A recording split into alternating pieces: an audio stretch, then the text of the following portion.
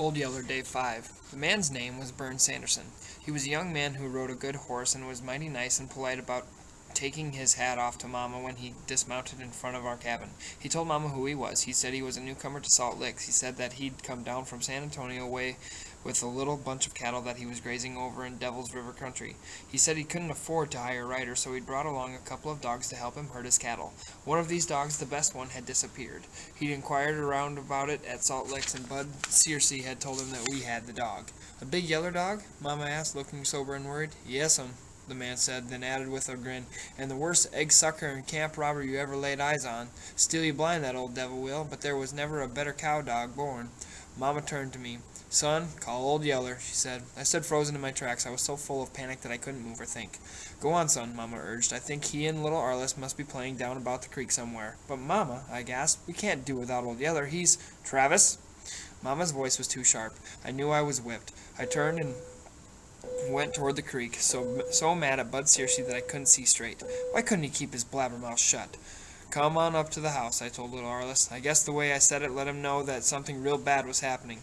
He didn't argue or stick out his tongue or anything. He just got out of the water and followed me back to the house and embarrassed Mama and the young man nearly to death because he came packing his clothes in one hand instead of wearing them.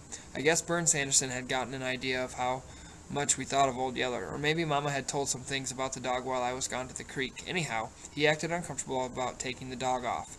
"Now, Mrs. Coates," he said to Mama, "your man is gone, and you and the boys don't have much protection here. Bad as I need that old dog, I can make out without him until your man comes." But Mama shook her head. "No, Mr. Sanderson," she said, he's your dog, and the longer we keep him, the harder it'll be for us to give him up. Take him along. I can make the boys understand." The man tied his rope around Old Yeller's neck and mounted his horse. That's when little Arliss caught on to what was happening. He threw a wall-eyed fit. He screamed and he hollered. He grabbed up a bunch of rocks and went throwing them at Burns Sanderson. One hit Sanderson's horse in the flank. The horse bogged his head and went to pitching and bawling and grunting. This excited Old Yeller. He chased after the horse, baying him at the top of his voice, and what with Mama running after little Arliss, hollering for him to shut up and quit throwing those rocks, it was altogether the biggest and loudest commotion that had taken place round our cabin for a good long while. When Burns Sanderson finished riding the pitch out of his scared horse, he hollered at Old Yeller. He told him he'd better hush up that racket before he got his brains beat out. Then he rode back toward us wearing a wide grin. His grin got wider as he saw how Mama and I were holding little Arliss. We each had him by one wrist and were holding him clear off the ground. He couldn't get at any more rocks to throw that way, but it sure didn't keep him from dancing and up and down in the air and screaming. "Turn him loose," Sanderson said with a big laugh. "He's not going to throw any more rocks at me." He swung down from his saddle. He came and got little Arliss and leved him up till he hushed screaming. Then he said, "Look, boy, do you really want that thieving old dog?" He held little Arliss off and stared at him straight in the eyes, waiting for Arliss to answer. Little Arliss stared straight back at him and didn't say a word. "Well, do you?" he insisted. Finally, little Arliss nodded, then tucked his chin and looked away. "All right," Burns Sanderson said. "We'll make a trade, just between you and me. I'll let you keep the old rascal, but you've got to do something for me." He waited till little Arliss finally got up the nerve to ask what, then went on. "Well, it's like this. I've hung around over there in that cow camp, eating my own cooking till I'm so starved out. I don't hardly throw a shadow. Now, if you could talk your mama into feeding me a real jam-up meal of woman-cooked grub, I think it would be worth at least one-eared yeller dog. Don't you?" I didn't wait to hear any more. I ran off. I was so full of relief that I was about to pop. I knew that if I didn't get out of sight in a hurry, this Burns Sanderson was going to catch me crying. Mama cooked the best dinner that day I ever ate. We had roast venison and fried catfish and stewed squirrel and black-eyed peas and cornbread and flour and gravy and butter and wild honey and hog plum jelly and fresh buttermilk.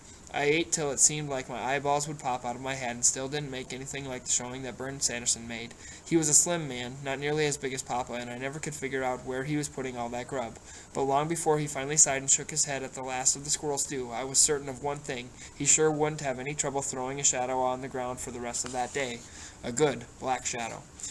After dinner, he sat around for a while, talking to me and Mama and making little Arliss some toy horses out of dried corn stalks. Then he said his thank yous to Mama and told me to come with him. I followed with him while he led his horse down to the spring for water. I remembered how Papa had led me away from the house like this the day he left, and knew by that Burns Sanderson had something he wanted to talk to me about. At the spring, he slipped the bits out of his horse's mouth to let him drink, then turned to me. Now, boy, he said, I didn't want to tell your mama this. I didn't want to worry her. But there's a plague of hydrophobia making the rounds, and I want you to be on the lookout for it. I felt a scare run through me.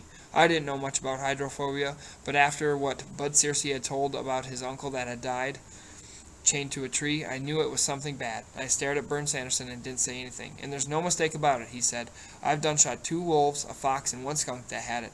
And over at Salt Licks, a woman had to kill a bunch of house cats that our young'uns had been playing with. She wasn't sure, but she couldn't afford to take any chances. And you can't either. But how will I know what to shoot and what not to, I wanted to know. Well, you can't hardly tell at first, he said. Not until they have already gone to foaming at the mouth and are reeling with the blind staggers. Any time you see a critter acting that way, you know for sure. But you watch for others that aren't that far along. You take a pet cat. If he takes to spitting and fighting at you for no reason, you shoot him. Same with a dog. He'll get mad at nothing and want to bite you. Take a fox or wild cat. You'll know they'll run from you. When they don't run and try to make a fight at you, shoot 'em. Shoot anything that acts unnatural, and don't fool around about it. It's too late after they've already bitten or scratched you. Talk like that made my heart jump in my throat till I could hardly get my breath. I looked down at the ground and went to kicking around some rocks. You're not scared, are you, boy? I'm only telling you because I know your papa left you in charge of things. I know you can handle whatever comes up. I'm just telling you to watch close and not let anything get to you or your folks with hydrophobia. Think you can do that? I swallowed. I can do it, I told him. I'm not scared. The sternness left Burn Sanderson's face. He put a hand on my shoulder just as Papa had the day he left. Good boy, he said. That's the way a man talks. Then he gripped my shoulder real tight, mounted his horse, and rode off through the brush. And I was so scared and mixed up about the danger of hydrophobia that it was clear into the next day before I could even thought about thanking him for giving us Old Yeller. A boy, before he really grows up, is pretty much like a wild animal. He can get the wits scared clear out of him today, and by tomorrow have forgotten all about it. At least that's the way it was with me. I was plenty scared of the hydrophobia plague that Burn Sanderson told me about. I could hardly sleep that night. I kept picturing in my mind mad dogs and mad wolves reeling about with the blind stakers, drooling slobbers, and snapping and biting at everything in sight. Maybe biting Mama and little Arliss so that they got the sickness and went mad too. I lay in bed and shuddered and shivered and dreamed all sorts of nightmare happenings. Then the next day I went to rounding up and marking hogs and forgot all about the plague. Our hogs ran loose on the range in those days, the same as our cattle. We fenced them out of the fields, but never into a pasture. We had no pastures. We never fed them, unless maybe it was a little corn that we threw to them during a bad spell in the winter. The rest of the time, they rustled for themselves. They slept out and ate out. In the summertime, they slept in the cool places around the water holes, sometimes in the water. In the winter, they could always tell at least one day ahead of a time when a blizzard was on the way. Then they'd gang up and pack tons of leaves and dry grass and sticks into some dense thicket or cave. They'd pile all this into a huge bed and sleep on until the cold spell blew over. They ranged all over the hills and down into the canyons. In season, they fed on acorns, berries, wild plums, prickly pear apples, grass, weeds, and bulb plants, which they rooted out of the ground. They especially liked the wild black persimmons that the Mexicans called chapotes.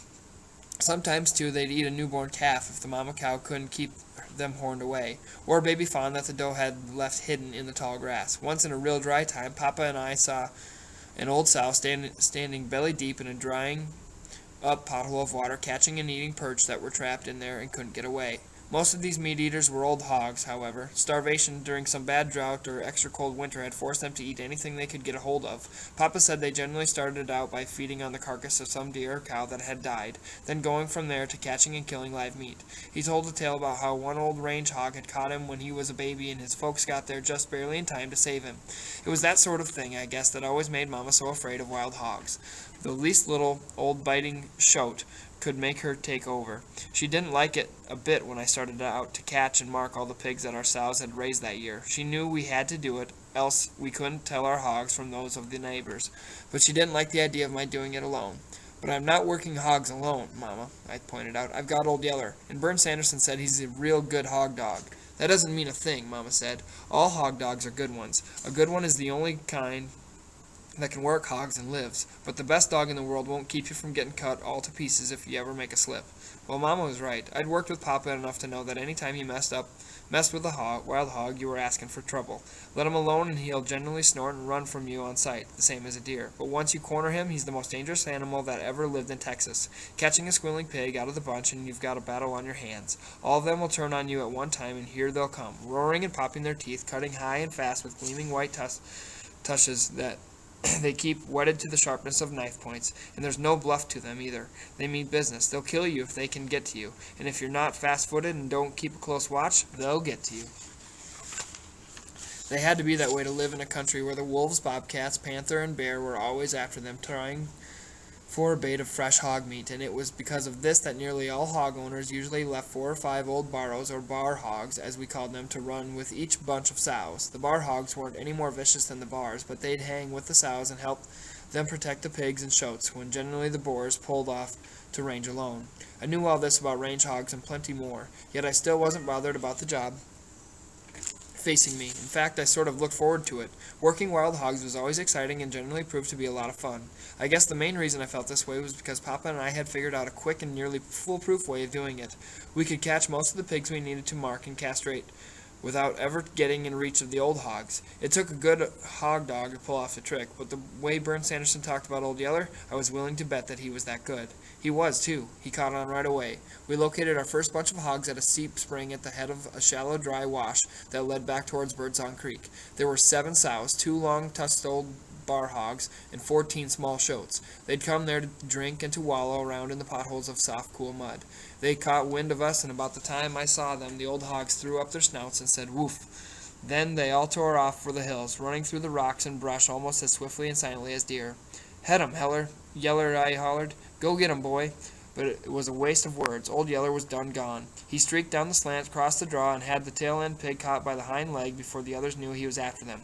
The pig set up a loud squeal, and instantly all the old hogs wheeled. They came at Old Yeller with their bristles up, roaring and popping their teeth. Yeller held on to his pig until I thought for a second they had him. Then he let go and whirled away, running toward me, but running slow. Slow enough that the old hogs kept chasing him, thinking every second that they were going to catch him the next. When they finally saw that they couldn't, the old hogs stopped and formed a tight circle. They faced outward around the ring, their rumps to the center where all the squealing pigs were gathered. That way they were ready to battle anything that wanted to jump on them.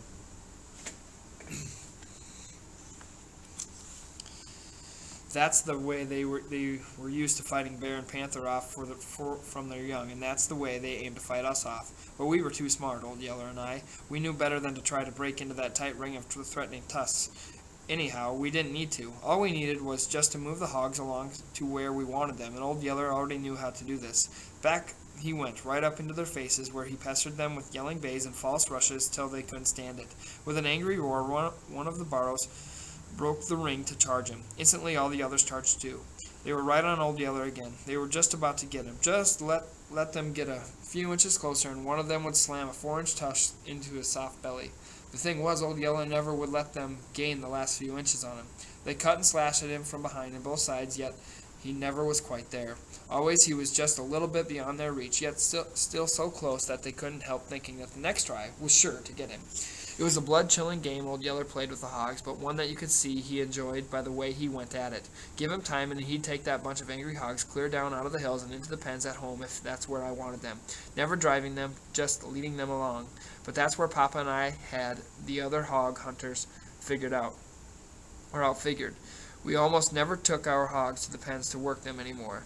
That took too much time. Also, after we got them penned, there was still the dangerous job of catching the pigs away from the old ones. I hollered at Old Yeller. Bring 'em on, Yeller," I said. Then I turned and headed for a big gnarled live oak tree that stood in a clear patch of ground down the draw piece. I'd picked out that tree because it was a huge branch that stuck out to one side. I went and looked the branch over and saw that it was just right. It was low, yet still far enough above the ground to be out of reach of the highest cutting hog.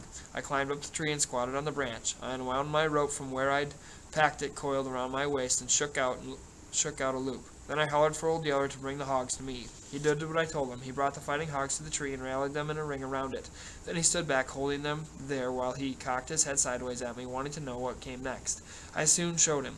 I waited till one of the pigs came trotting under my limb. I dropped my loop around him, gave it a quick yank, and lifted him, squealing and kicking, up out of the shuffling and roaring mass of hogs below. I clamped him between my knees, pulled out my knife, and went to work on him. First I folded his right ear and sliced out a 3-cornered gap in the top side, a mark that we called an overbit. Then from the underside of his left ear I slashed off a long strip that ran clear to the point. That is what we called an underslope. That had him marked for me. Our mark was overbit the right and underslope the left. Other settlers had other marks, like crop the right and underbit the left, or 2 underbits in the right ear, or an overslope in the left and an overbit in the right. Everybody knew the hog mark of everybody else, and we all respected them. We never butchered or sold a hog that didn't belong to us, or marked a pig following a sow that didn't wear our mark. Cutting marks in a pig's ear is bloody work, and the scared pig kicks and squeals like he's dying, but he's not really hurt. What hurts him is the castration, and I never did like that part of the job, but it had to be done and still does if you want to eat hog meat. Let a boar hog get grown without cutting his seeds out, and his meat is too tough and rank smelling to eat. The squealing of the pig and the scent of his blood made the hogs beneath me go nearly wild with anger. You never heard such roaring and teeth popping as they kept circling the tree and rearing up on its trunk, trying to get to me. The noise they made and the hate and anger that showed in their eyes was enough to chill your blood. Only I was used to the feeling and didn't let it bother me. That is, not much. Sometimes I'd let my mind slip for a minute and get to thinking how they'd slash me to pieces if I happened to fall out of the tree, and I'd feel sort of cold shudder run all through me. But Papa had told me right from the start that the fear was a right and natural feeling for anybody and nothing to be ashamed of. It's a thing of your mind, he said, and you can train your mind to handle it just like you can train your arm to throw a rock. Put that way, it made sense to be afraid, so I hadn't bothered about that. I put in all my time trying to train my mind not to let fear stampede me. Sometimes it did yet, of course, but not when I was working hogs. I'd had enough experience at working hogs that now I could generally look down and laugh at them. I finished with the first pig and dropped it to the ground. Then, one after another, I roped the others, dragged them up into the tree, and worked them over. A couple of times the old hogs on the ground got so mad that they broke ranks and charged Old Yeller. But right from the start, Old Yeller had caught on to what I wanted. Every time they chased him from the tree, he'd just run off a little way and circle back, then stand off far enough away that they'd rally around my tree again. In less than an hour I was done with the job, and the only trouble we had was getting the hogs to leave the tree after I was finished. After going to so much trouble to hold the hogs under the tree, Old Yeller had a hard time understanding that I finally wanted them out of the way, and even after I got him to leave, the hogs were so mad and so suspicious that I had to squat there in the tree for nearly an hour longer before they finally drifted away into the brush, making it safe for me to come down.